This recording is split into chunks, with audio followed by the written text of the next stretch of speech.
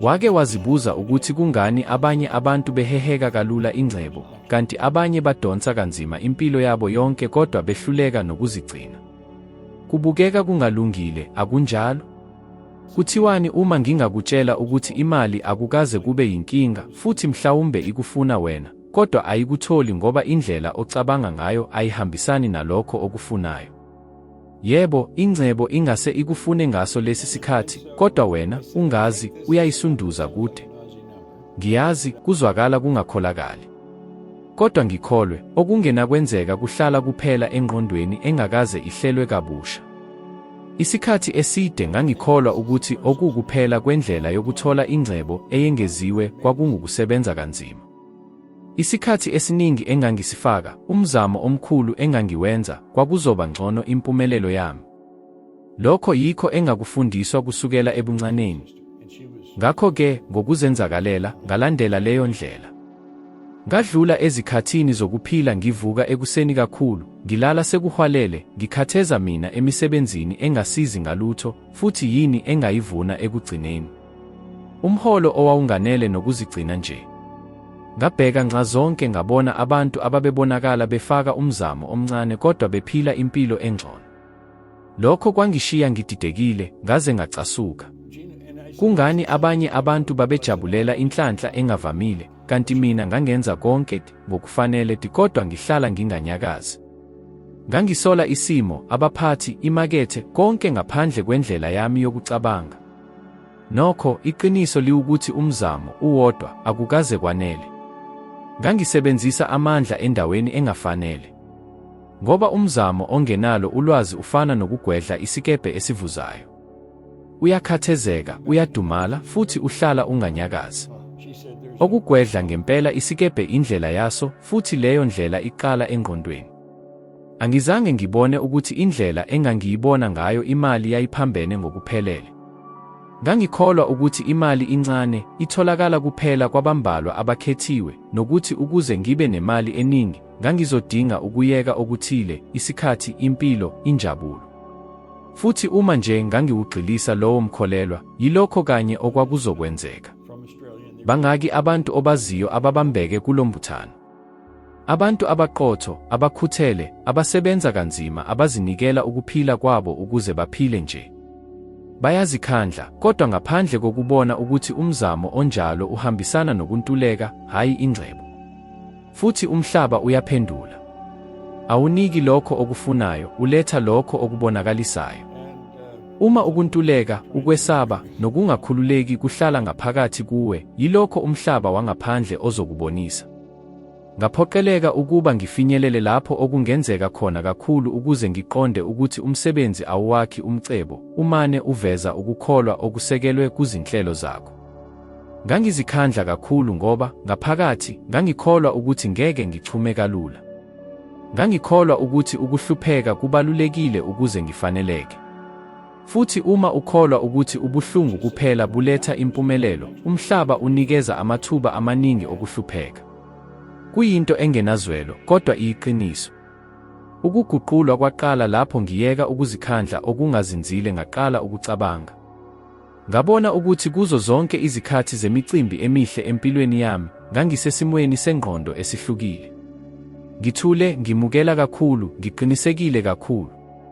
Kwakungathi ingcebo yayisondela kuphela lapho ngiyeka ukuzama ukuyilawula. Ngaqala ukubona ukuthi imali ihehwa ukucaca futhi ixoshwe ukukhathazeka. Kusukela lapho kuya phambili, ngashintsha ngokuphelele indlela engangigxile ngayo. Ngaqala ukubuza, kungani abantu abathile abanokuhlangenwe nakho okuncane, imfundo encane, nomzamo omncane, behola kakhulu? Futhi impendulo yayilula, kodwa ijule. Abazami ukuthola ingcebo. Baguqula babe uhlobo lomuntu ingcebo emfuna. Badlidliza ngokuhlukile. Bakholwa ngokuhlukile. Baziveza ngendlela ehlukile. Futhi lokho kuguqula konke. Ngikhumbula isikhathi lapho ngangisebenza esiteshini somlilo. Kwakuyisikhundla esizinzile nesiphephile, kodwa ngangizizwa ngiboshwe. Ukuthola inani elinqunyiwe kwakunikeza ukuvikela, kodwa kwangikhawulela. Ngasebenza namadoda aphakanyiswayo, kodwa ngabona ukuthi abaningi babesaba ukulahlekelwa okuncane abanakho. Ngangabelana ngalokho kwesaba. Nokho, ngelinye ilanga, ngibona ukuthi wonke umzamo wami wawungigcina ngingacwile nje, kwaphuka okuthile ngaphakathi kwami. Ngacabanga, kuthiwani uma inkinga ingekona umsebenzi? Kuthiwani uma kuyindlela engibona ngayo okungenzeka? Lo mbuzo waguqula impilo yami. Ngoba ingcebo ayandi ebhange ngaphambi kokuba yande engqondweni yakho. Futhi lokhu akusona isifaniso. Kuyiqiniso. Awusoze wagcina inani elikhulu kunalokho uhlelo lwakho lokukholwa olukuthatha njengofanelekile. Ingqondo iyakwenqaba lokho engakulungiselelwanga ukwamukela.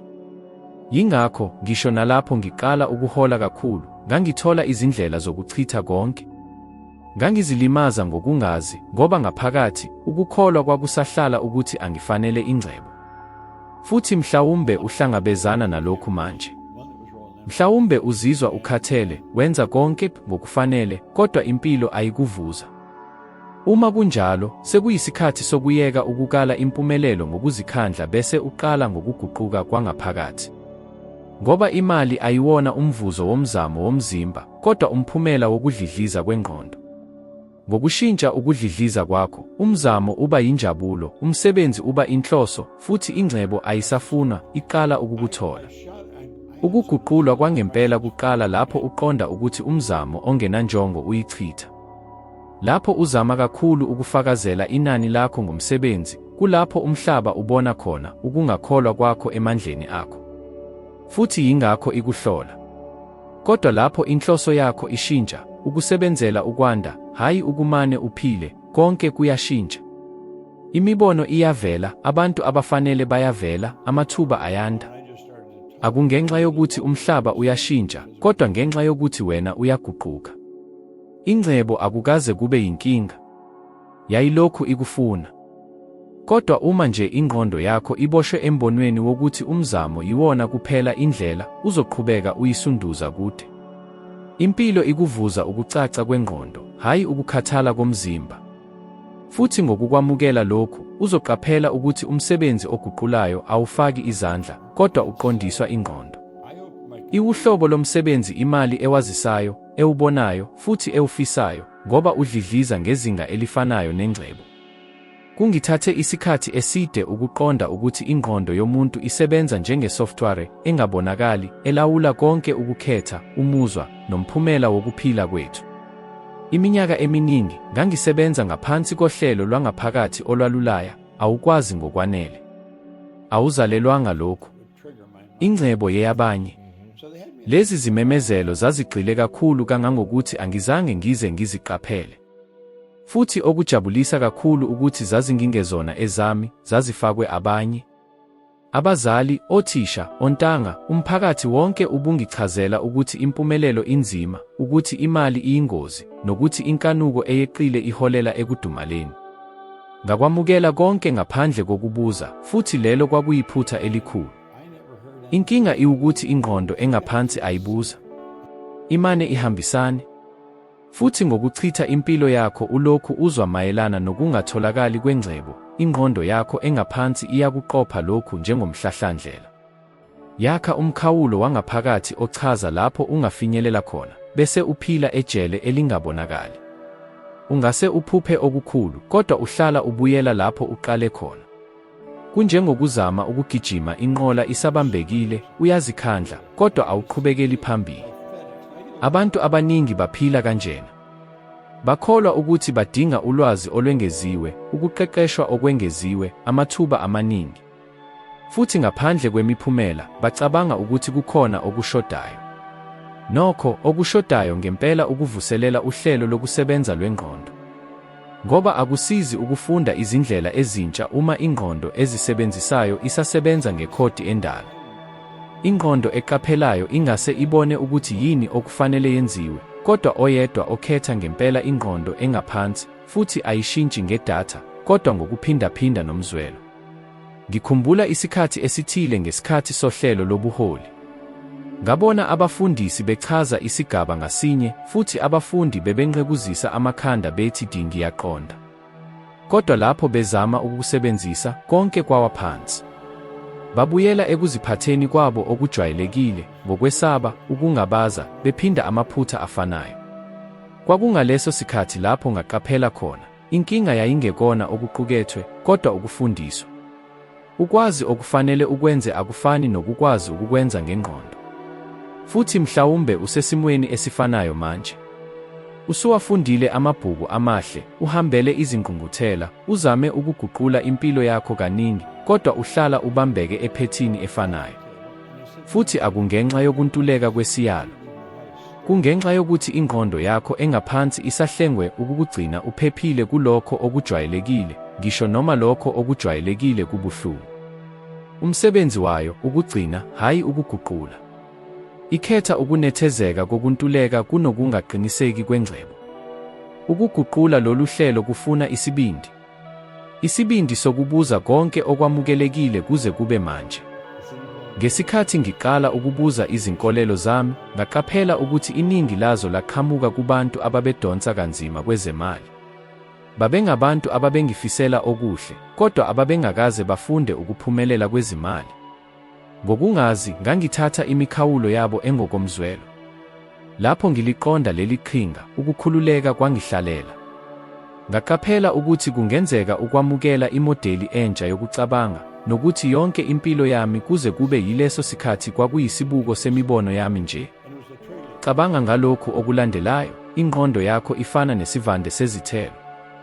Uma utshala imiqondo yokwesaba, ukungaqiniseki, nokuzisola, yilokho kanye okuyokukhula. Akusizi ukukhononda ngezithelo uma imbewu ingazange ishintshwe. Izindaba ezinhle ukuthi wonke umuntu angatshala kabusha, futhi inhlabathi yengqondo inobudlelwano obanele bokwamukela okusha nganoma yisiphi isikhathi. Nokho, kubalulekile ukuqala ngesinqumo esiqinile, ukuyeka ukwamukela lokho abanye abakuchaze njengomkhawulo wakho. Lapho nje ngazi ngomthelela wengqondo yami engaphansi, ngaqala ukuzihlaziya ngokujulile. Ngaqala ukuhlonza imicabango eyeza ngokuzumayo eyayingilimaza nsuku zonke. Lokhu kungaphezu kwamandla ami? Ngeke kuphumelele. Angifanele konke lokhu. Lezi zimisho zazivela njengezimpawu zokuhlangenwe nakho kwangaphambilini, futhi lapho nje ngizihlonza, ngangizishintsha ngenhloso ngesimemezelo esisha, nginamandla. Ngiyafaneleka. Ngangithi ngizilungiselele. Ngiphindaphinda le mibono noma ngingenaso isiqiniseko sangempela, ngoba ngangazi ukuthi ingqondo ithuthuka ngokuphikelela. Ushintsho lwaqala lapho ngiqonda ukuthi isiqiniseko sasingeyona imfuneko ukuze ngithathe isinyathelo sokuqala. Kwakwanele ukuphindaphinda umbono omusha uze ugxile kakhulu kunowayekhona. Kancane kancane ubuchopho bami bafaka leli hlelo elisha. Ngaqala ukwenza izinto ngokuhlukile, ukwenza izinqumo ezahlukene, futhi ngenxa yalokho, imiphumela yaqala ukushintsha. Lokhu kwakungewona ngoba ubunzima bangaphandle bancipha, kodwa ngoba ngathatha ingqondo yomuntu othemba amakhono akhe. Umqondo ongaphansi kwengqondo umele amandla anesizotha kodwa anamandla amakhulu. Usebenza njengegiya elingaphezi ukusebenza.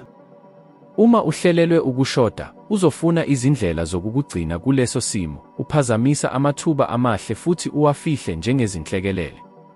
Kodwa-ke, uma ulungiselwe ubuningi, uqala inqubo yokuzivikela kulokho okukuvimbayo futhi uyakuhola ngokuhleleka kulokho okwandisa wena.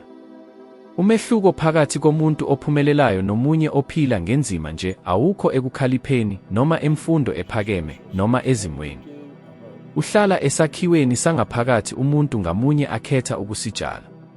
Futhi uma uhlelo olusebenza ngaphakathi kwakho, kuze kube manje, luletha kuphela umzabalazo nokuphelelwa ithemba, mhlawumbe sekuyisikhathi sokuqalisa inguqulo entsha. Ngoba isithiyo sangempela asitholakali endaweni yangaphandle, sikukukholwa ongakaze ube nesibindi sokukuguqula. Futhi ohambweni lapho uvuselela lenkundla, uzoqaphela ukuthi izinsiza zemali, amathuba, nobudlelwano obuhle kade bukhona, bemane belindele imiyalelo efanele ukuze buziveze. Kwaba khona iphoyinti lokuguquka lapho yonke impilo yami yaqala ukushintsha, futhi okumangalisayo, kwakungesona isikhathi esibalulekile. Ngangisasebenza kumnyango wezicishamlilo waseToronto, Nginohlelo olufanayo lwemisebenzi kanye neholo elalingene nje ukukhokhela izikweletu zami. Kwakuyisigaba sempilo lapho umuntu ayeka khona ukulindela izinto ezinkulu ezintsha. Futhi kwakungaphakathi kulokhu lapho ithuba lakhetha khona ukuvela ngendlela yencwadi. Indoda okuthiwa uRaymond Stanford yanginikeza ikhophi yencwadi kaNapoleon Hill ethi Think and Grow Rich. Ngangingazi inhlobo ubukhulu obabuyoba nalelo senzo esilula. Ngathatha le ncwadi ngomusa nje, kodwa ngiyavuma, ekuqaleni angizange ngicabange nokuthi into ejwayelekile kangaka ingaletha noma yiluphi ushintsho. Nokho, isifiso sangaphakathi sangishukumisela ukuba ngiyifunde. Ekhasini ngalinye, ngahlangabezana nohlobo oluhlukile lokungakhululeki, sengathi leyo mibono yayingibizela ukuba ngithathe umthwalo wemfanelo. Ngacubungula imibhalo mayelana nokukholwa, injongo, nesimo sengqondo ngisagqoke izingubo zami zokucisha umlilo, futhi ngaqala ukuqonda ukuthi le ncwadi yayingeyona nje ngengcebo yezinto, yayikhuluma ngombono wangaphakathi. Kwaba nomthelela ukubona ukuthi inkinga yayingakaze ibe ngaphandle kwami, kodwa kunalokho yayingaphakathi kimi. Lokhu kuvuleka kwamehlo kwangenza ngacabanga ngezikhathi ezingenakubalwa lapho ngangisula khona icala enjabulweni, esimweni sezomnotho, kubantu empilweni yami, ngingenandaba nokuthi isixazululo sasihlala ngaphansi kolawulo lwami. Ngaleso sikhathi, ngangingenalo ulwazi lwemfundo ephakeme, ngingenabo ubudlelwano obunamandla, futhi, uma ngikhuluma iqiniso, ngingenaso isithombe esicacile ngekusasa. Nokho, ngesikhathi ngiqala ukuyifunda kabusha leyo ncwadi, kwaqala ukushintsha okuthile. Izimfundiso zikaHill zaqala ukusebenza njengohlelo olusha olufakwe emqondweni wami ongaphansi kwengqondo. Ngazinikezela ekufundeni nasekuphindaphindeni, ngafunda ngabona ngeso lengqondo, futhi noma ngingazange ngikufunde ngokuphelele, indlela yami yokucabanga yaqala ukwanda. Ngaqala ukungabaza yonke into eyayibonakala inganakwazwa ngaphambilini. Kungani ngangizinikezela kakhulu emsebenzini wami futhi ngisakhokha izikweletu? Kungani abanye abantu ngomzamo omncane baphumelela? Le ncwadi yangibhekisa eqinisweni eliyinselele, umhlaba awushintshi lapho uwugxeka, ushintsha lapho uguqula indlela owubona ngayo. Futhi kwakukuleso sikhathi lapho ushintsho olukhulu lwaqala khona. Ngaqala ukuqonda ukuthi umqondo ngamunye engiwunakekelayo wawunomthelela oqondile empumelelweni yami. Uma ngicabanga ukuthi amathuba awakhona, indalo yayingifakazela leso siqiniseko. Uma ngicabanga ukuthi kungenzeka ukuthola indlela, indalo nayo yenza okufanayo. Kwakubonakala sengathi umhlaba umane uphendula lokho engangikucabanga. Ngakhangwa ukujula kokuzwa le ndlela. Ukufunda kanye kwakunganele, ngakho ngaphinda ngafunda, ngabhala phansi, ngagqamisa, ngacabanga ngesitatimende ngasinye. Ngangifisa ukuqonda ukuthi ushintsho olulula lwangaphakathi lungayiguqula kanjani yonke indawo engizungezile. Njengoba izinsuku zihamba, ngaqala ukuqaphela ukwenzeka kwezenzakalo ezincane. Kwavela imibono emisha, kwasondeza abantu abahlukene, futhi, okubaluleke kakhulu, isimo sami somoya saqala ukushintsha. Ngazizwa ngikhululekile kakhulu, ngiphephile kakhulu, ngifisa kakhulu ukuthola okungenzeka. Kwakunjengokungathi amandla avuselelekile ayengishukumisa. Futhi lena ingqikithi abaningi abangayiqondi, akuyona iminingwane eguqula impilo yakho, kodwa isimo somoya esingaphakathi esikusukumelayo. Lapho imizwa ivumelana nokukholwa, impilo iqala ukuphendula. Ngikhumbula kahle umzuzu enganquma ukuwasebenzisa ngawo amazinga encwadi. Ngabhala phansi injongo eyayibonakala ingenangqondo kimi ngaleso sikhathi, nginelisekile kakhulu futhi ngiyabonga manje njengoba ngithola $25,000 ngonyaka. Ngangithola cishe $4,000 izikweletu zami zidlula leyo mali, nokho ngakubhala phansi. Ngoba ngangifisa ukuqinisekisa lowo mbono. Ngangifisa ukuqinisekisa ukuthi okuqukethwe okwakuvezwa lapho kwakuhambisana neqiniso noma kwakuyinkulumo nje enyakazisa umoya. Futhi kwakukuleso senzo esilula, isenzo sokubhala phansi nokuba nokholo, lapho yonke into yaqala ukubonakala. Ngangingayazi indlela, kodwa izwi langaphakathi langiqinisekisa ukuthi akusona isithiyo sami. Indima yami kuphela kwakukunquma, ukukholwa, nokwenza.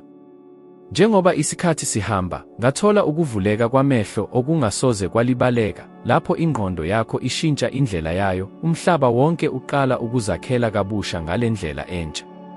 Ngaqala ukubona amathuba lapho ngangingabona khona izithiyo. Okwakuvele kubonakala kungenzeki kwaqala ukubonakala kungenzeka.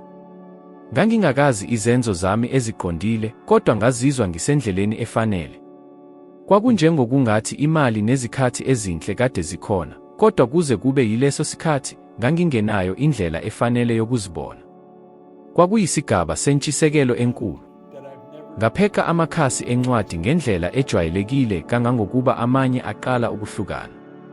Futhi lapho ngiqonda kakhulu okuqukethwe, kwavela okuthile ngaphakathi kimi, izwi langaphakathi elalimemezela, kungenzeka kuwe. Kade kwenzeka. Lokhu kwaba ngesinye sezimemezelo ezinomthelela kakhulu ezavela engqondweni yami. Futhi kuyamangaza ukuthi impilo iphendula kanjani lapho uguqula amandla akho angaphakathi.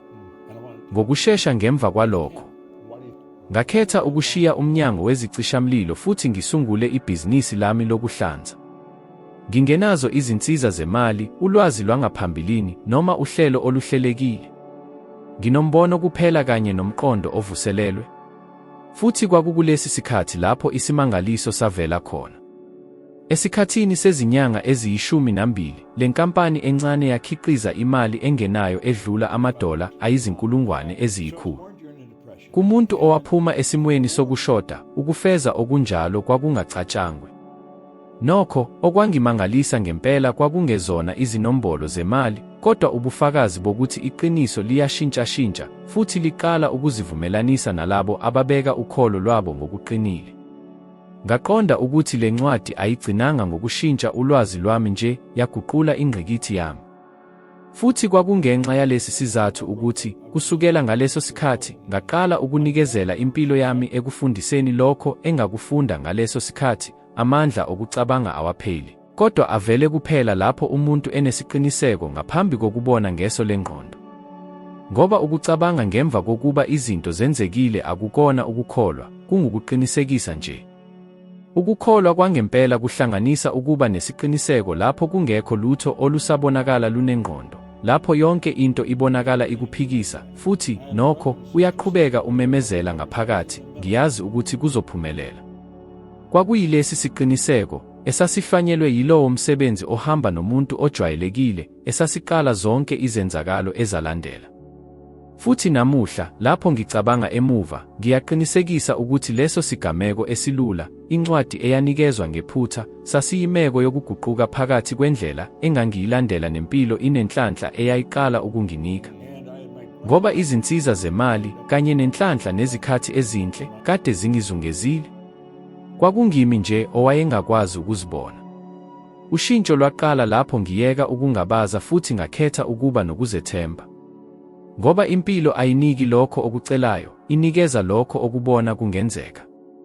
Isikhathi eside, ngangibanjwe kumjikelezo owawubonakala ungenakwaphula.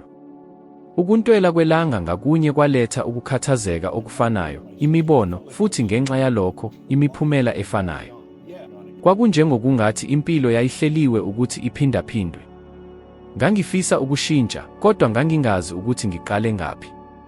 Ngokuqaphela kuphela izinqubo zengqondo ngaqonda, inkinga kwakungezona izimo, kodwa amaphethini aphindaphindwa ngokungazi. Imibono emibi, imizwa emibi, izimo zengqondo ezisheshayo, nemiphumela ekhungathekisayo, konke kwakha umjikelezo ononya ozizimele. Leli yiphatheni elifihlekile elibamba abaningi. Okokuqala, kuza umqondo. Ucaba ngento evusa imizwa. Le mizwa ichaza isenzo esilandelayo. Futhi izenzo zakho, ngokungenakugwenywa, zikhiqiza umphumela oqinisekisa umqondo wokuqala. Lugibe lwengqondo, ngoba ngaso sonke isikhathi umphumela ofanayo uvuka, uqinisa ukukholwa okwawuqala. Ngakho umjikelezo uyaqhubeka. Kunjengokungathi usegayini, ungaqapheli ukuthi izithiyo ziyimibono nje. Ngaqala ukuqaphela ukuthi leli phatheni lavelaphi empilweni yami. Ngikholelwa ukuthi izinsiza zemali azanele, ngazizwa ngesaba. Lolu valo lwangenza izinqumo zokuqaphela kakhulu, ngahlala ngenza okuncane kakhulu, ngenqaba amathuba, ngaze ngazibhidliza mina uqobo. Umphumela kwakushoda. Le ndlela eyayidala ukungaqiniseki yaphikelela, ingigcina ngiphila nje impilo yobuncane. Kwakukhathaza kakhulu. Okunye okukhohlisa kakhulu ukuthi lo mjikelezo ubonakala unengqondo kanjani. Lapho imiphumela efiselekayo ingabonakali, ingqondo iyakwahlulela ithi uyabona. Ngangiqinisile. Kepha ayikunaki ukuthi ukukholwa kwayo yikho okudale lowo mphumela wona uqobo. Ingqondo yomuntu inamandla amakhulu kakhulu, kepha yehluleka ukuhlukanisa phakathi kokungokoqobo nomkhuba. Uma uphikelela uphinda umqondo omubi, umzimba wakho usabela sengathi kuyiqiniso. Futhi lapho lowo muzwa uphinda, umzimba uyaqapha, udonsa amandla obekufanele asetshenziselwe ukudala, uwabhekisa ekuvikeleni wena uqobo ekwesabeni.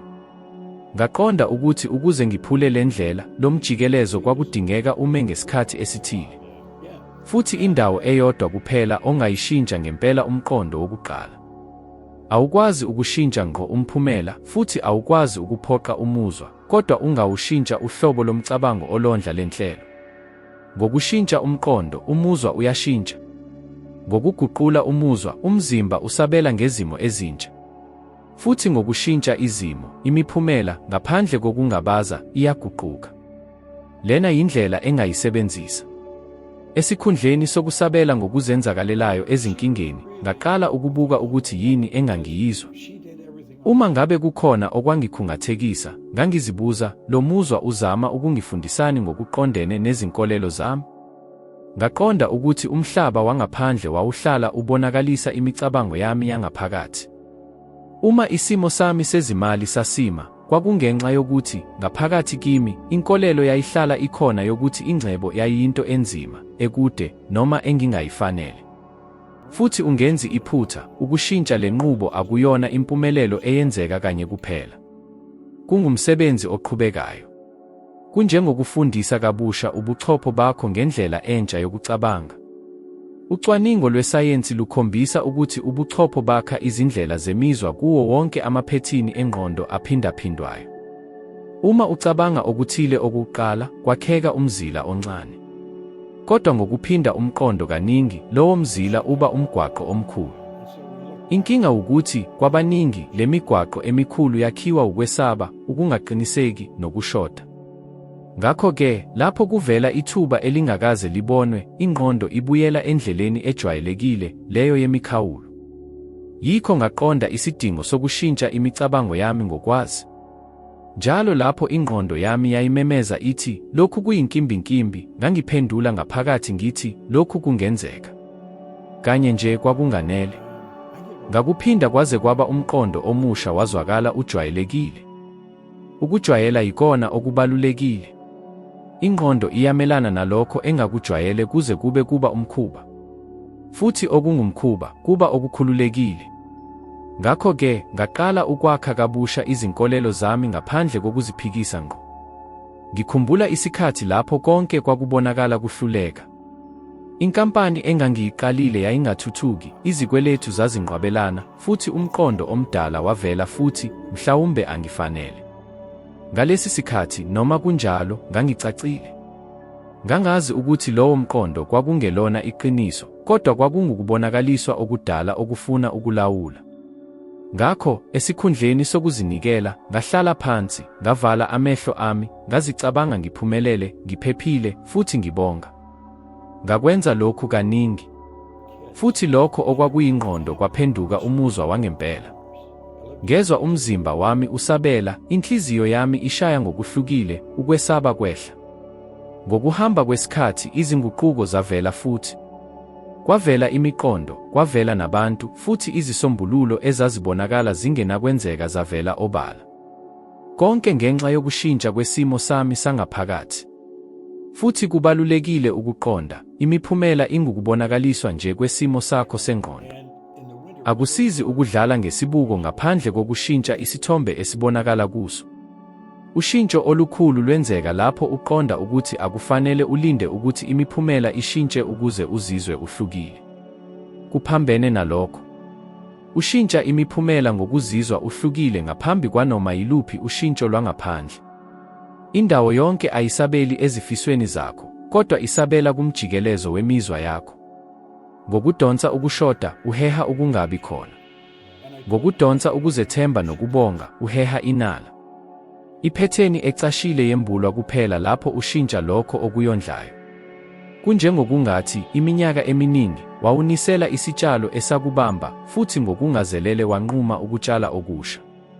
Ushintsho alusheshile, kodwa lwenzeka. Futhi lapho luqala, okwakuyimpindamshikashika kuphenduka inqubekela phambili. Ukwesaba kuphenduka umfutho. Bese uqonda ngempela ukuthi okungaphandle kuyisibuko nje sokwangaphakathi kwakho.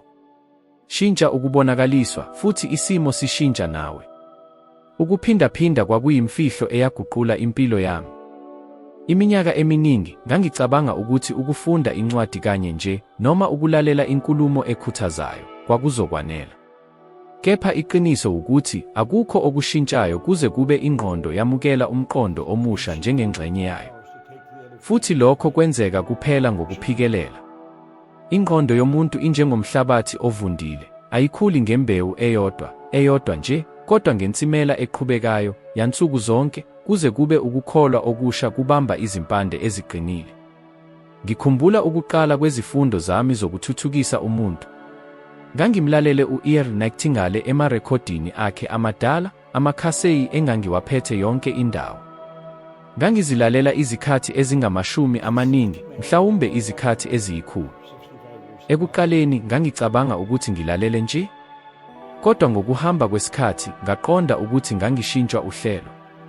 Ukuphindaphinda ngakunye kwenza amagama angene ujule engqondweni yami engaphansi kokwazi. Futhi ngingaboni indlela yami yokucabanga yashintsha. Ngangingafundi nje okusha, ngangiphenduka umuntu ohlukile. Abaningi bayabukela phansi amandla okuphindaphinda, bekholwa ukuthi ushintsho yisenzo esizenzekela kanye kuphela. Kodwa ushintsho lwangempela luyinqubo futhi ludinga isineke. Ubuchopho abuzishintshi ngomqondo owodwa ohlakaniphile, kodwa ngokuvezwa njalo kumqondo oqinile. Njalo lapho uphinda inkolelo uqinisa indlela yemizwa ebuchosheni. Futhi lapho uhamba kuyo kakhulu, iba yimvelo kakhulu. Ngakho lokho okungenzekeki kuphenduka umkhuba. Ngaqonda ukuthi impilo yami yayikuchungechunge lokuphindaphinda okungenakwazi. Ngangikhiqiza imiqondo yokudumala ngingaboni, ngeke kusebenze, kunzima kakhulu, ngeke ngikwazi. Lezi zisho ezibonakala zingenangozi kwakuyimiyalo yengqondo eyayingibamba. Lapho ngikuqonda lokhu, nganquma ukushintsha indlela. Uma ngangizihlela ngokuphatheka kabi ngingazi, ngangikwazi futhi ukuzihlela ngokuwazi ukuze nginqobe. Ngakho-ke, ngenza isiko lami. Nsuku zonke, ngaphandle kokungabaza, ngangifunda futhi ngiphinda iziqiniseko ezinhle. Ngazibhala emakhadini amancane, ngawanamathela odongeni, futhi ngawaphinda phezulu kwaze kwaba ngezwa amagama engena ngaphakathi kimi.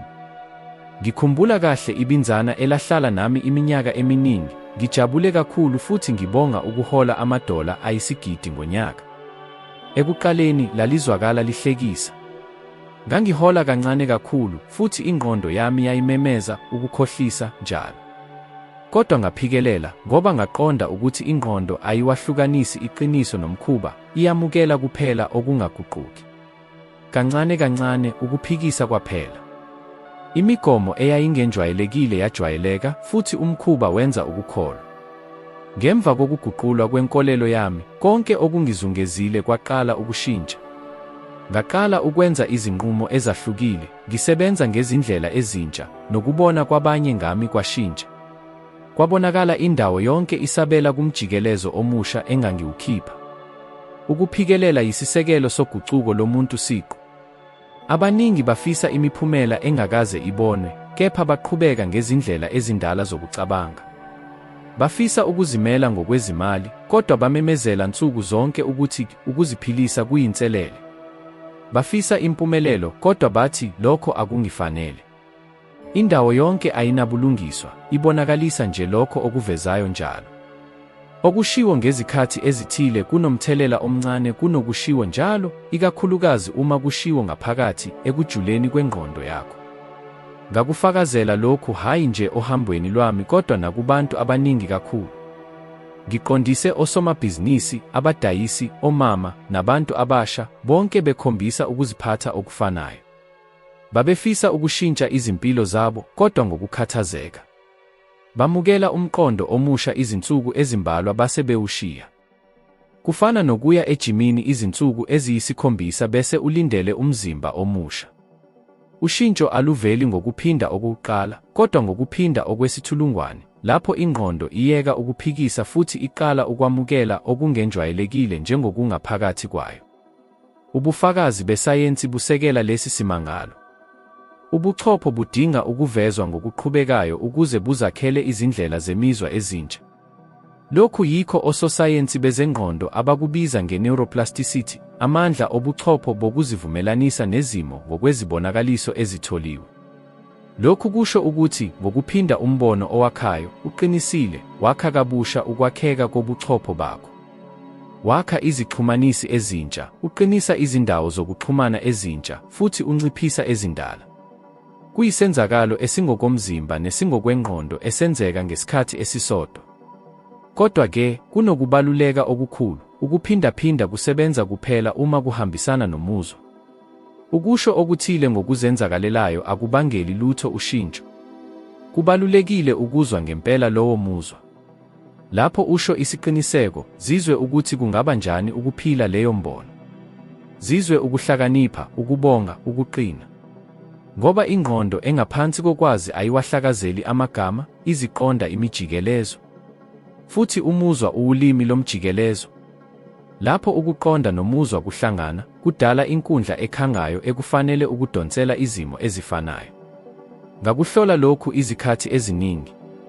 Kwakukhona izikhathi lapho ngangingaboni lutho inqubekela phambili, ngizwa sengathi amagama ami ayizimpimiso nje emoyeni.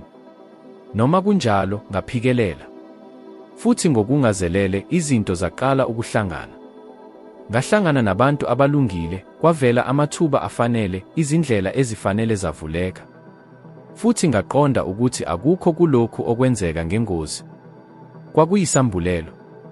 Indawo yonke yayisabela nje kumodeli omusha engangiwuhlakulelile ngaphakathi kimi. Isihluthulelo asikho ekukholweni lapho konke kuhamba kahle kuphela, kodwa sekukuphinda noma ngabe akukho okubonakala kusebenza. Kungoba kusesangweni lokho lapho ukuphindaphinda kuphenduka ukukholwa okuqinile. Futhi ukukholwa kumele amandla okudala anamandla kakhulu akhona. Ngokuphikelela ekukholweni noma ngaphandle kobufakazi obucacile, izulu libona ukuthi usulungile. Futhi uma usulungile, lokho okungokwakho ngempela kuqala ukusondela. Ngibonile ukuthi ukuphikelela kwangempela akukona ukuzikhandla okukhulu, kodwa kumayelana nokuqina komqondo. Kungenxa yokuzinikela kwansuku zonke ekukhumbuleni ukuthi ungubani kanye nezifiso zakho, kuze kube yilapho lokhu kubona kungasaphikiseki. Ukuphindaphinda akubona ubuthakathaka. Ukuphindaphinda ukubumba okungabonakali. Ngale ndlela ingqondo ibumba iphethini lokuchuma, ngaleyo ndlela ukuziphilisa kuyayeka ukuba yinkinga kube umphumela wemvelo. Ngoba konke okuphindaphindwa ngamandla emizwa anele, kungashesha noma kubambezeleke, kuyafezeka. Umuntu ufinyelela esigabeni endleleni lapho uguquko luyeka ukuba umbono omuhle nje, luze lube isidingo esikhulu. Umuntu uzwa ngaphakathi ukuthi akusakwazi ukuqhubeka nokuphila ngendlela efanayo evamile, kubangela imiphumela efanayo, ukwesaba okufanayo, nemikhawulo efanayo. Ngasithola lesi sikhathi esibalulekile futhi akungatshazwa. Ingqophamlando lapho umphefumulo ufisa ukwanda khona, yize umzimba usagxile esikhathini esedlule. Futhi kwakungaleso sikhathi lapho ngathola ukuthi kufanele ngikhethe, ukuhlala nginjengoba nganginjalo, noma ngiguquke ngibe yilowo engangazi ukuthi ngingaba nguye. Kodwa-ke, uguquko olukhulu ludinga ukuqiniseka. Futhi ukwenza isinqumo sangempela kunzima kakhulu kunalokho okubonakala. Abantu abaningi badida ukufisa kakhulu nokuzimisela okujulile. Ukufisa akulukhuni noma ubani angakwenza. Ukufisa akunankinga. Kodwa-ke, ukuzimisela kusho ukuqeda zonke ezinye izindlela. Kungenxa yokuthi uzitshela wena, yilokhu kuphela, futhi ngeke ngihlehlele emuva. Ukuphila kuhambisana nokucaca nenqubekela phambili, nokungabaza nokungashintshi. Ngabona ukuthi inqobo nje uma ngingabaza, izulu lalizoqhubeka lingivivinye. Futhi kwakungaleso sikhathi lapho ngaqonda khona enye yezinto ezibaluleke kakhulu ohambweni lwami lonke: umhlaba awukuniki lokho okufisayo, ukunika lokho okulungele ukuphatha. Futhi ukulungela akukona okwenhlanhla, kumayelana nokuhambisana. Uma unquma ngoguquko, okuthile okujulile ngaphakathi kuwe kuqala ukuzwana nesigqi esisha. Ukwesaba kuyaqhubeka, izimo zingase zingashintshi ngokushesha, kodwa kuba nentuthuko encane, ecishe ingabonakali, eqala ukubonakala. Futhi kulesi sigaba inani elikhulu labantu liyadela. Ngoba indlela yakho yokucabanga yamanje izozama ukukuhudula emuva. Izokutshela ukuthi kuyingozi, ukuthi awukalungi, ukuthi kungcono ukuhlala lapho ukhona. Kodwa yilapho-ke kanye lapho kufanele uqhubeke khona. Kulesi sikhathi lapho ubumi obudala buqala ukushabalala, futhi obusha buqala ukubonakala. Lapho ngiqala ukujula ekutadisheni umphefumulo kanye nomthetho wokukhanga, ngaqonda ukuthi konke okukhona kubizwa ngamandla okudlidliza. Imicabango iyidlidliza. Imizwa iyidlidliza. Lokho ohlala ukuzwa kuchaza lokho okukhangayo kuwe. Futhi lesi esinye sezizathu zokuthi ngifisa ukukucela manje. Uma lokhu engikuchazile kuze kube manje kukuthinta, uma ngandlela thize lezi zinkulumo zivusa okuthile ngaphakathi kuwe, bonisa ukuvuma kwakho bese ubhalisa ngokushesha. Yenza lokhu njengesenzo esimele ukuzimisela kwakho, hayi nje ukunqekuzisa ikhanda. Ngoba kusukela manje kuqhubeke umemezela ekuqondeni kwakho, ngizokhetha uguquko. Kuyindlela elula kodwa enamandla yokuqinisa ukuzibophezela kwakho oguqukweni. Isinqumo sokuguquka sibeka umngcele phakathi kokuphila okungasho lutho nohambo olungajwayelekile. Ngikubonile lokhu kwenzeka izikhathi ezingamakhulu kubantu abakwamukela lokhu okufundiswayo. Abanye baqala phansi, benezikweletu, bengenalo uxhaso, kodwa benephuzu elilodwa elashintsha konke, ukuzimisela okungantengantengi nokungapheli. Futhi kuyamangalisa ukuthi izulu lisabela kanjani kulawa mandla. Nami ngokwami ngakuzwa lokhu. Ngesikhathi ngikhetha ukushiya umsebenzi wami wokuhlenga abantu, abaningi bangibiza ngohlanya. Ngangingenazo izindlela zokuzivikela, ngingenazo izinsiza, ngingenawo ngisho uhlelo olucacile. Kodwa-ke, nganginokuqiniseka. Futhi lokho kuqiniseka kwangiphushela phambili. Ukwesaba kuyingxenye yemvelo, kuhlale kubonakala uma ukhetha ukukhula.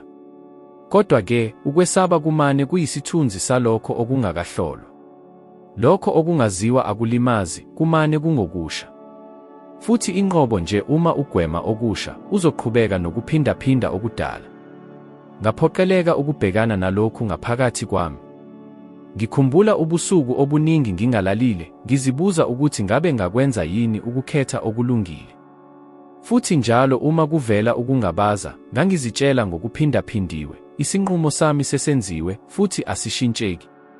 Kwakunjalo ngathi ngiqinisa isivumelwano sami nekusasa. Kwakungukuphinda-phinda kokuzimisela okwaqala ukushintsha isigqi sami. Ngaqonda ukuthi izulu aliphenduli kumagama azimele, kodwa kumandla okuzibophezela. Uma usukhethe ngempela, ukwesaba akunyamalali, kuyazinikela. Futhi uma sekuzinikele, indlela iqala ukuvela. Uqala ukubona izimpawu, ukuhlangana okungalindelekile, ukuhlobana okungenakwenzeka. Ukuphila uqobo lwakhona luyazihlela kabusha ukuze lukusekele, ngoba manje usuhambisana nalokho othi ukufisa. Isinqumo yinhlansi evusa amandla okudala ngaphakathi kuwe. Kodwa-ke, kufanele sihambisane nokwenza. Akukhona nje ukuba nemicabango emihle noma ukufisa kakhulu. Kumayelana nokwenza ngokusekelwe kulokho okukholwayo, noma ngaphandle kobufakazi obusekhona bokuthi kuzophumelela. Kulesi sikhathi lapho ukukholwa kuveza khona. Ukuphila ngempela akukona ukulinda, kumayelana nokuqhubeka sengathi isigameko sesivele senzekile. Futhi lapho uzenza kakhulu ngokuqiniseka, yilapho umhlaba ubona amandla akho njengomyalo. Ngaphetha ngokuthi konke ukuguquka okukhulu empilweni yami kwaqala ngokukhetha okulula, kodwa okwenziwe ngokuqina okuphelele. Ngesikhathi ngikhetha ukwethemba amakhono ami, amathuba aqala ukuvela. Ngesikhathi nginquma ukuzungeza ngabantu abakhayo, umoya endaweni yami washintsha. Ngesikhathi ngikhetha ukubonisa ukubonga, noma ngaphandle kwezizathu ezicacile, amandla ami okudlidliza anyuka, nezimali zaqala ukungifikela. Akukho okwenzeka ngengozi. Konke kwavela esinqumweni esiqinile. Futhi ngenxa yalesi sizathu, ngiqinisa, inqobo nje uma uqhubeka nokulindela ukuthi izimo zizoba zinhle kakhulu, uguquko ngeke luze lwenzeke. Izimo ziba zinhle kakhulu ngemuva kwesinqumo, hayi ngaphambi. Ngoba isinqumo simele isiqalisi esivusa amandla angabonakali ezulu. Sisebenza njengophawu lokuthi ulungele ukwamukela. Futhi umhlaba usabela ngokushesha kulabo abazibophezele kulokho abakufisayo. Ukukhetha ukushintsha indlela yakho yokucabanga akudingeki ukuba kube okukhulu kakhulu, kufanele kube okwangempela. Qala kancane, kodwa qala manje. Ziqinisekise ukuthi, kusukela namuhla, imicabango yakho, izenzo zakho, namandla akho kuzozwakala ngendlela ehlukile. Ngoba iqiniso langaphandle limane liyisibuko sangaphakathi sakho. Futhi izinqumo ozenzayo namuhla, eziphindwa kusasa futhi zigcinwe ngosuku olulandelayo, zibumba uhambo lwempilo yakho. Yenza izinqumo zakho ziqondiswe umnyombo wakho, hayi ukwesaba. Khetha ukuqiniseka, hayi ukungabaza. Ngoba ngesikhathi ukhetha ngempela ukuguquka, umhlaba wonke uhambisana nokweseka lolo guquko. Wake waphawula yini ukuthi inani elikhulu labantu liyadela ngisho nangaphambi kokuba inqubekela phambili iqale ngempela? Bathikama ukuthi bazikhandla, ukuthi bakhuluma izimemezelo, ukuthi bacabanga izimo, kodwa ukuthi akuzange kusebenze. Futhi yilapho kanye kukhona khona iphutha. Uguquko olukhulu alwenzeki esikhathini sezinsuku eziyisikhombisa. Njengoba imbewu ingahlumi ngesikhathi esiqondile lapho itshalwa khona, ingqondo nayo idinga isikhathi sokukhulisa imiqondo emisha. Konke okufisayo kuqala ukwenzeka endaweni engabonakali, kudala ngaphambi kokuba kubonakale empilweni yangempela.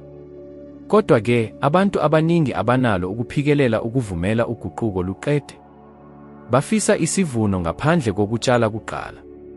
Bafisa umphumela ngaphambi kokuba umbono ugxile ekujuleni kwengqondo. Ngikhumbula isikhathi sokuqala lapho ngaqaphela khona amandla okuphindaphinda ngenhloso. Ngangihlale ngiphethe idayisi encane yokuqopha amakhasethi, elinye lamamodeli amadala, futhi ngilalela ngokuqhubekayo izimfundiso zika-Earl Nightingale. Akukhona konke okwenza umqondo ngaso leso sikhathi, kodwa ngakuvumela ukuba kungene engqondweni yami nsuku zonke, kuze kube yilapho ingxenye yami iqala ukuba nokholo lwangempela. Kwakunjalo ngathi ngidweba kabusha imephu yemicabango yami. Kancane kancane izinqumo zami zaqala ukushintsha. Ukungabaza kwami akuzange kusabonakala kakhulu. Futhi kwakungaleso sikhathi lapho ngaqonda khona, injongo eyodwa yokuphindaphinda akukona nje ukukhumbula ulwazi, kusebenza ukuguqula. Kusungula uxhumano phakathi kolwazi lwakho nomnyombo wakho. Abantu abaningi bunciphisa ithonya lokuphikelela. Bakhuluma isimemezelo izikhathi ezimbalwa bese bephetha ngokuthi akukho okushintshile, bese beyayeka. Kodwa-ke, uma uhlaziya abasubathi abavelele, abaculi, noma osomabhizinisi, bonke bahlanganyela isici esisodwa, bayaphindaphinda. Bayaphindaphinda kuze kube yilapho inqubo iba ngeyemvelo. Lokhu kuyisayensi yobuchopho ngendlela ecace kakhulu. Ubuchopho buvula izindlela ezintsha ngokuzijwayeza okuqhubekayo. Njalo lapho uhlela ikusasa lakho olifisayo ngomuzwa oyiqiniso, uqinisa lokhu kuxhumana kobuchopho. Kufana nokuvula izindlela ezintsha ehlathini eliminyene. Ekuqaleni kunzima, kudingeka ususe amagatsha eceleni. Kodwa ngokuhamba kwesikhathi, leyo ndlela iba lula ukuyifinyelela, ibe sobala, kuze kufike usuku lapho uyihamba khona ngaphandle kokusebenzisa amandla nhlobo. Ngesikhathi usho okuthile bese ukubona njengokuyiqiniso, ingqondo yakho engaphansi kwesazela ayihlukanisi phakathi kwalokho okucatshangwayo nokuyiqiniso. Imane ihlanganise lokho okuphindaphindwa ngamandla emizwa. Yingakho abantu abaningi beqhubeka nokungabi nalutho, ngoba bephindaphinda, ngisho nangaphandle kokwazi, basebenzisa amagama afana nokuthi akunakonakala, kunzima kakhulu, ayikho indlela yokuxazulula. Basakaza ingxenye embi ngamandla emizwa amakhulu kangangokuthi bagcina beqeqeshela umqondo wabo ukuhluleka. Bese bejikelela ukusola isiphetho, uhulumeni, umqashi wabo, noma inhlanhla. Kodwa akukho okwenzeka njengengozi. Okukhona yisimo esifanayo samandla adonselanayo. Futhi wena ukhipha amandla alokho okukholwa ukuthi kuyiqiniso ngaphakathi kuwe. Ngikhumbula ukuthi ngesikhathi esithile empilweni yami, ngangikholwa ngaphandle kokungabaza ukuthi ingcebo yemali yayingekho kimi. Ngangibuka abantu abacebile bese ngicabanga, lokho kungokwabo, akusho lutho kimi. Kodwa konke kwashintsha lapho ngiqala ukulalela amazwi ami. Ngaqaphela ukuthi ngangizenzela ubumpofu ngolimi lwami. Ngakho ngaqala ukwenza okuphambene. Ngaqala ukuphindaphinda iziqinisekiso ezifana nokuthi nginokuchichima, ukuphumelela kufika kimi kalula, ngifanele ukuba nengcebo. Ekuqaleni kwakuzwakala njengamanga. Kodwa ngaqhubeka. Futhi kwakungaleso sikhathi lapho kwabonakala khona isimanga, indaba engaqinisile, ephindaphindwe ngomoya wokholo olukhulu, yaba yiqiniso elisha. Yingakho umqondo wethu usebenza kanje. Awukholwa yiqiniso nje elingenalunye, ukukholwa kwawo kuvela emizweni nasekuphindaphindeni. Ungase uqonde ukuthi ufanele okukhulu, kodwa uma ngaphakathi kuwe kusekhona umuzwa wokuzisola, wokwesaba, noma wokungaqiniseki, isimo samandla akho asishintshi. Yingakho ukuhlanganisa imizwa nombono kubalulekile. Akwanele nje ukuthi uthi nginothile. Udinga ukuzizwa unenkululeko, injabulo, nokulondeka okulethwa yileso simo. Kubalulekile ukuzibona uhlala kuleso simo. Udinga ukukholwa ngobuqotho kangangokuthi yonke inyama yakho isabela kulowo mqondo.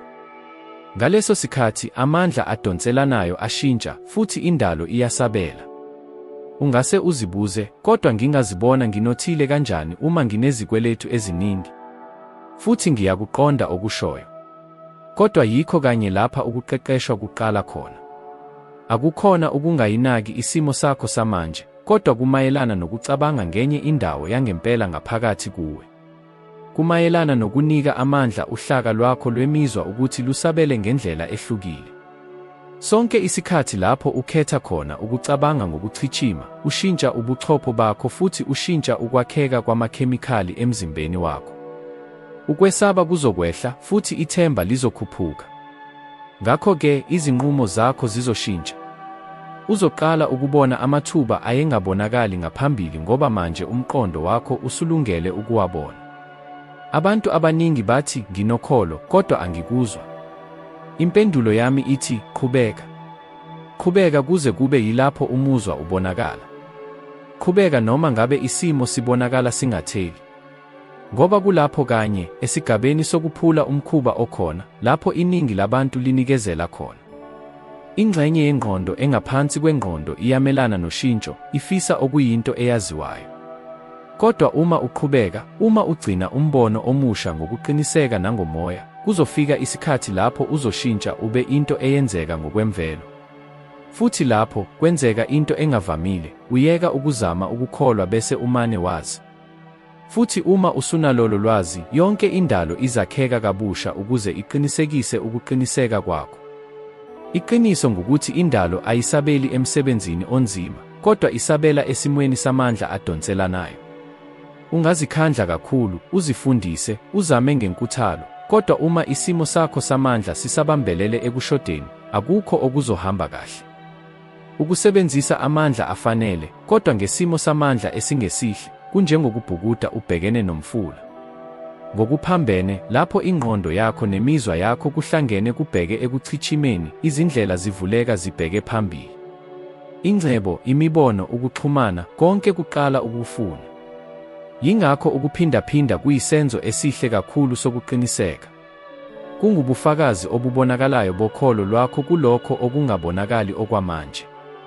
Ngakho-ke, uma okwamanje uzwa ukuthi akukho okushintshayo, ukuthi ubambekile, ungalahli ithemba.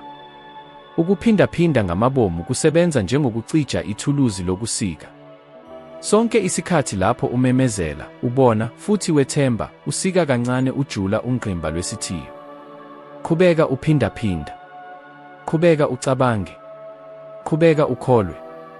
Ngoba uma umqondo wakho ongaphansi kwengqondo wamukela uhlelo olusha, ukuphumelela kuzoyeka ukuba yinto oyijaha ngokuqhubekayo, futhi kuzoba yinto ekujahayo wena. Ukwesaba kumandla angabonakali, kodwa anamandla amakhulu. Kuzifihla ngendlela yokuqapha, yokucabanga, kanye nomqondo ovamile. Yingakho iningi lesintu likwamukela ngaphandle kokuqaphela. Bakubiza ngokuthi ukuba ngokoqobo, kanti eqinisweni balawulwa ukwesaba ukulahlekelwa okuncane abanakho.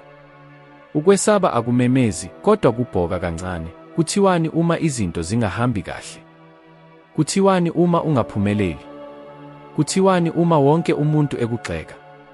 Futhi kancane kancane uqala ukuhlala uvikeleka njalo kulokho okungakenzeki. Yingakho ukwesaba kwakha ukuboshwa okungenazo izindonga, ijele elingabonakali lapho ukuphila kubonakala kulondoloziwe, kodwa umoya ufa kancane. Ngasifunda lesi sifundo ngendlela enzima. Ngesikhathi nginquma ukushiya umsebenzi wami emnyangweni wezokucima umlilo, ngangingenayo imali eyongelwe, ngangingenalo uhlelo olucacile, futhi ngangingenalo ulwazi lokuthi kuzokwenzekani ngokulandelayo.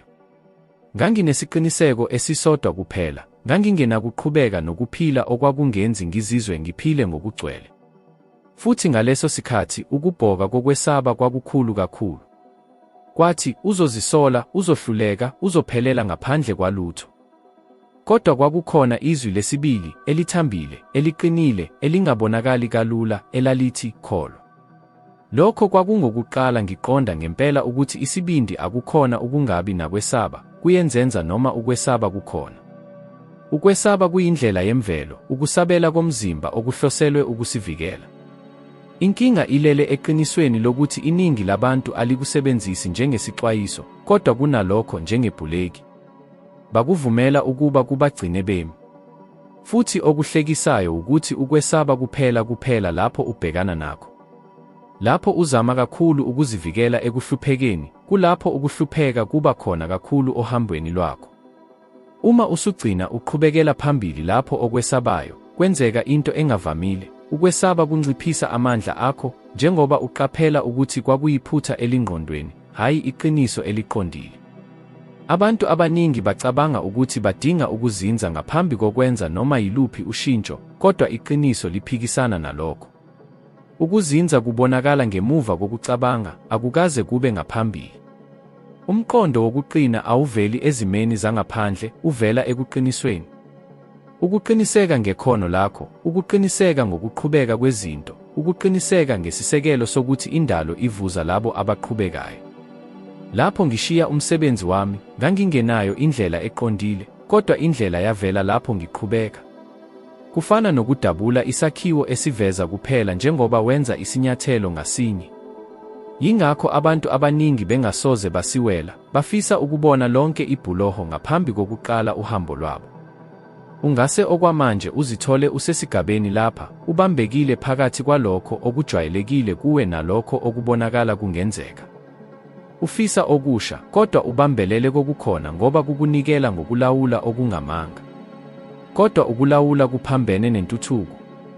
Yonke into enempilo iyashintsha, iyageleza, iyaguquka. Futhi ingcebo, njengamandla aqhubekisayo, nayo iziqondisa lapho kukhona ukunyakaza, lapho kukhona isibindi.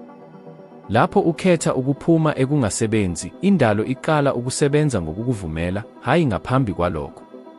Yingakho ngihlala ngithi, ukuze okusha kungene, yenza isikhala. Ukwenza isikhala kufuna ukuthi ususe lokho okungasebenzi manje. Kwakukhona isikhathi lapho ngangifundisa ngalokhu engqungqutheleni. Ngatshela abantu, uma unento ongayithandi, yiyeke. Indalo iyazonda isikhala, isihlala isigcwalisa. Ngabuya ekhaya ngalolo suku futhi ngaqaphela ukuthi abasizi bami, empeleni, base bekwishile yonke ifenisha yekhishi elidala. Ngokwesikhashana, ngazizwa nginentshisekelo, ngimangele futhi ngingethembi. Kodwa ngemuva kwalokho, ngaqala ukuhleka. Babesifundile lesi sifundo ngokujulile kunabantu abaningi. futhi ngabona ukuthi nami ngangisabambelele kangakanani ezintweni ezindala ngenxa yomkhuba, hayi ngenxa yesidingo sangempela. Ezinsukwini ezimbalwa kamuva, kwavela ithuba elihle lokuvuselela lelo sikhala, futhi konke kwaqhubekela phambili. Kwakungubufakazi obubonakalayo bokuthi ukuyeka kuyisinyathelo sokuqala ekuchithimeni. Kodwa ungenzi iphutha, ukuyeka akulula. Lapho ususa okungasasebenzi, kuvela isikhathi sokungabikho. Ukuzola okungajwayelekile. Yisikhawu phakathi kwalokho okwakukhona nalokho okungakenzeki. Futhi kulapho kulokhu kungabikho lapho ukwesaba kuzama ukungena khona futhi kumemeze ukuthi wenze iphutha. Kodwa kulapho kanye lapho ukholo kufanele luqhamuke ngamandla amakhulu. Kunjengamaphiko enyoni engabanga nesiqiniseko sokuthi izondiza yini, kodwa isagxuma egatsheni. Isibindi silele kulokho kugxuma. Futhi leso sinyathelo siwavula amathuba. Kukhona iminingwane ebalulekile abantu abambalwa abayishoyo, ukwesaba akunyamalali ngokuphelele. Kuyashintsha isimo. Lapho uqhubeka kakhulu, kulapho ukwakheka kwakho kushintsha khona. Ekuqaleni kukuvimba ukuthi ungaqali kamuva, kuzama ukukwenza ume. Futhi udinga ukufunda ukubona hayi njengesitha, kodwa njengophawu lokuthuthuka. Noma nini lapho uzwa ukwesaba, yazi, usuzoshiya isimo esidala bese ungena kwesisha. Ukwesaba kububufakazi bokuthi ususondela kokukhulu. Ngakho-ke, esikhundleni sokubaleka, bonga ngokukuzwa, kuyakuhola. Ososayensi sebethole ukuthi ukwesaba okungapheli kwenyusa izinga le-cortisol, okuyihomoni lokucindezeleka, futhi kunciphisa ubuhlakani nokucabanga okucacile. Yingakho, uma sigqilazwe ukwesaba, sihlala singaboni amathuba. Kodwa uma uzolisa ingqondo yakho, uma uphefumula kakhulu bese umemeza uthi, ngiyethemba, umzimba wakho ushintsha indlela osebenza ngayo. Imiqondo iqala ukugeleza, ubudlelwano buyakheka, nemali iqala ukujikeleza futhi. Ngoba ukwesaba kuyancipha, kanti ukwethemba kuyanda. Ukuchuma ngokusisekelo, isimo sokwanda. Cabanga ngalokhu, amathuba amangaki ake eza kuwe, wawadedela adlula ngoba wesaba ukuzama okusha. Izikhathi ezingaki ushilo cha entweni obekungashintsha impilo yakho. Izifiso ezingaki ozibambile ngenxa yokungabaza. Manje cabanga okwesikhashana ukuthi ngabe ushilo yebo. Iqiniso liwukuthi indalo ihlale inikeza isinyathelo esilandelayo, kodwa ngeke ikuphoqe ukuba uqhubeke. Ukunyakaza kungukukhetha kwakho. Futhi yilesi sinqumo ingcebo esibonayo. Imali ihehwa yisibindi, iya kulabo abathathayo isinyathelo. Ngakho-ke, uma kukhona ofisa ukushintsha, kodwa ukwesaba kukukhahlamezile, khumbula, ukwesaba kumane kuyisithunzi sokholo olungekho. Uma ukholwa kakhulu, kuncipha amandla akho. Thatha isinyathelo. Ngisho noma uqhaqhazela, ngisho noma ungaqiniseki ngokuzokwenzeka. Impilo iklomelisa labo abanesibindi sokuwela umkhawulo wokwesaba, ngoba ngaphesheya kukhona konke obukufisa ngaso sonke isikhathi. Futhi uma ukwenza lokhu, uzoqaphela okungavamile. Ukwesaba kwakungesona isitha sakho, kwakumane kuyisimemo esifihlekile senkululeko yakho yangempela. Ngikhumbula ngolunye usuku ngifika ekhaya ngathola ukuthi yonke impahla endala yasekhishini yase ilahliwe. Ngashaqeka. Bese ngiyabona, abasizi bami bamane basebenzisa engakufundisa, yakha isikhala sentsha. Lokho kwangifundisa okungaphezu kwanoma iyiphi imfundiso.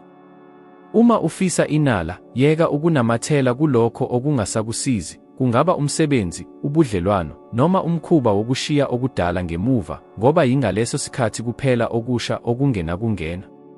Futhi okuhlaba umxhwele kakhulu ukuthi iningi labantu lifisa ukushintsha izimpilo zabo, kodwa lenqaba ukwenza isikhala salokho kuguquka. Bathi bafuna ukuchuma, kodwa bagcina amakhabethe agcwele izinto ezingasetshenziswa, inqubo engabakhuthazi, ubudlelwano obuqeda amandla, nemicabango ebambezelela emjikelezweni ofanayo. Akunakwenzeka ukuthola okusha uma izandla zakho zimatasa zibambelele kokwedlule. Ngakufunda lokhu ngendlela ecishe ibe uphawu ngalolo suku engifika ngalo ekhaya ngabona ukuthi impahla endala yasekhishini yayingasekho. Lokho ngokujwayelekile okwakubonakala kuyingxenye yobukhona bami kwakungekho. Okwesikhashana esisodwa ngazizwa ngingakhululekile, nginomuzwa wokungenalutho. Ngase ngibona ukuthi kaningi kangakanani indalo isenzela thina lokho esingenaso isibindi sokukwenza. Isusa lokho okungasakusizi ukuze kwenze indawo yalokho esikucelayo. Into ukuthi uma lokhu kwenzeka, umuzwa wokuqala akuyona injabulo, kuukwesaba. Ngoba okudala noma kubopha kujwayelekile. Okusha kufuna ukuzinikela. Lena yiyo inqubo efanayo eyenzeka ngaphakathi engqondweni.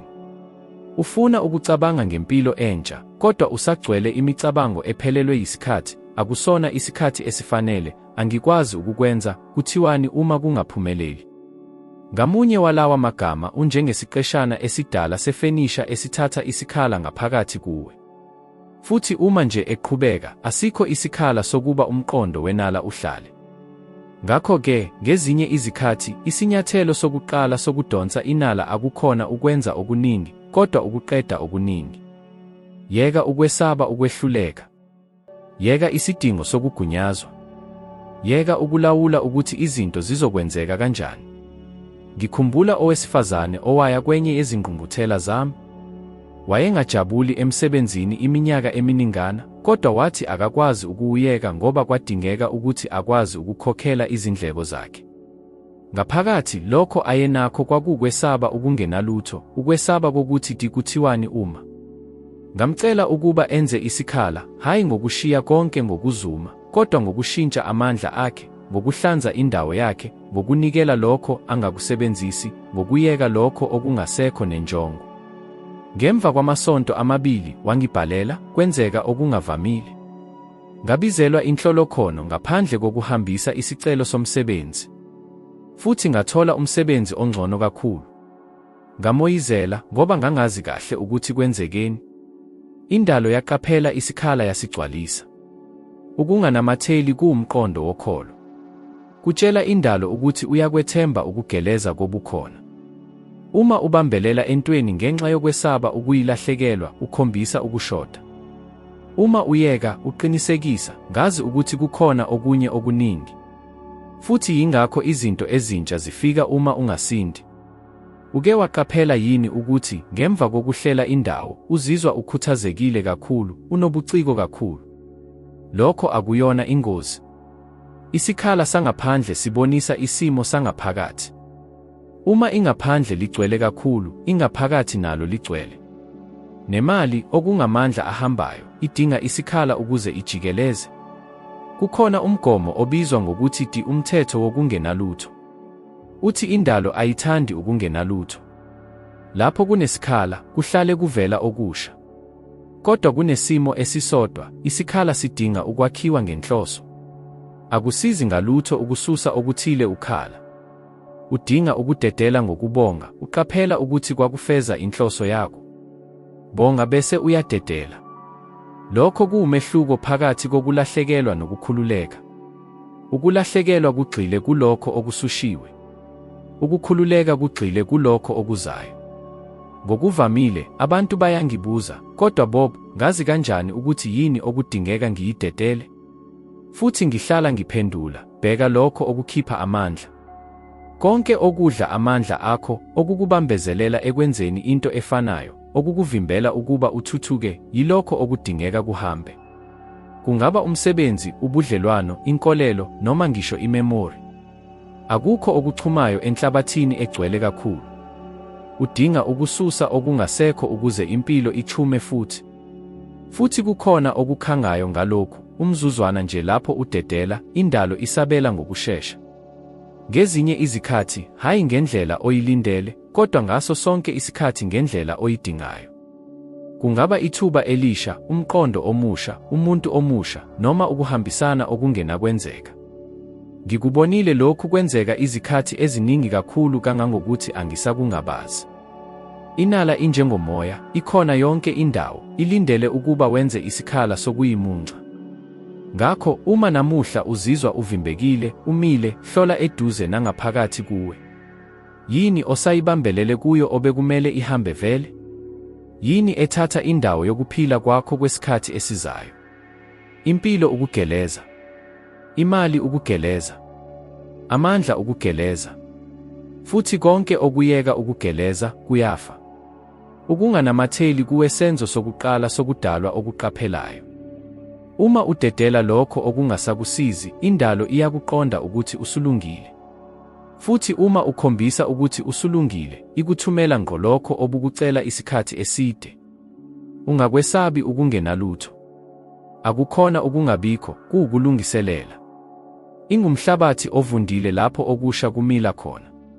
Kholwa, ukungenalutho ozizwa ngakho namuhla kungase kube yisikhala esivulwa ukuphila ukuze sigcwalise okuthile okungavamile. Futhi uma lokho kwenzeka, uzoqonda ukuthi akukho okulahlekile, konke kwashintshwa okungcono kakhulu. Futhi uma lo mlayezo uhambisana nawe, yabelana ngaloku okuqukethwe nomuntu okungenzeka ukuthi ubhekene nokwesaba okufanayo, umuntu odinga nje inhlansi yesibindi ukuze athathe isinyathelo sokuqala. Kungenzeka ukuthi umlayezo wanamuhla umele lokho okuzoshintsha ngokuphelele ikusasa lempilo yomuntu. Ngiyabonga ngesikhathi osinikele ekukhuleni kwakho, ngokuzivula kwakho nokulalela ngokucophelela okukhulu. Hlala nami kule ndlela yokuthuthuka, ngoba kusaningi okumele kwembulwe, kuhlanganiswe, futhi kufakwe esenzweni. Ngikulindele kokuqukethwe kwevidiyo okulandelayo, lapho sizoqhubekela phambili ekuhlaleni kahle okuchumayo okuzile ukukujabulela.